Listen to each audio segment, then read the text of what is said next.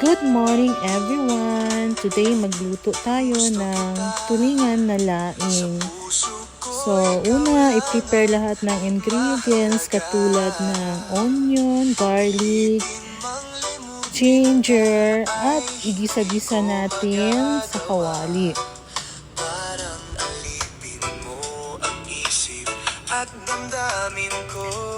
Kapag transparent na yung ingredients, pwede na natin ilagay yung piniritong isdang tulingan.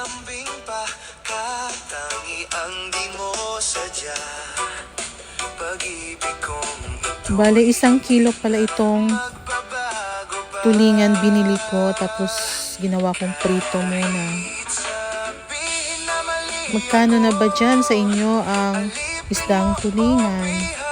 Dito sa amin, 150 to 180 per kilo. Pagkatapos yan, i-mix ng konti, tapos lagyan ng gata. So, itong gata, ni-process ko, hindi ito yung ready-made na binibili. Nag-sacrifice talaga ako. Pagka-good. Tapos piniga, sinala. Para lang magkaroon ng gata. Ng niyog. So, lagyan ng asin. Templahin ng asin. Tansyado lang.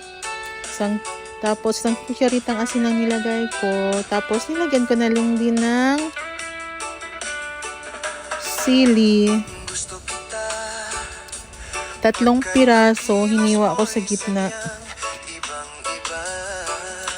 Tapos nilagyan ko rin ng spring onion kasi available naman. Kinuha ko doon sa garden ko.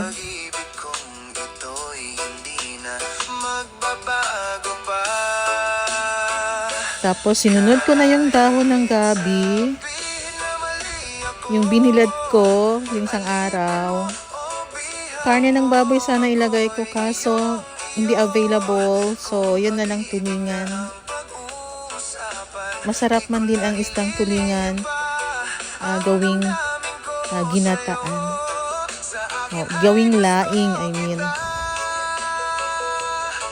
Tapos, takpan yan hanggang maluto.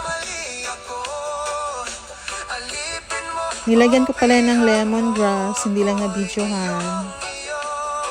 Para maging mas aromatic yung sabaw at ang lasa ng tulingan, laing na tulingan. So, luto na. Thanks for watching and listening. Have a nice day and take care everyone.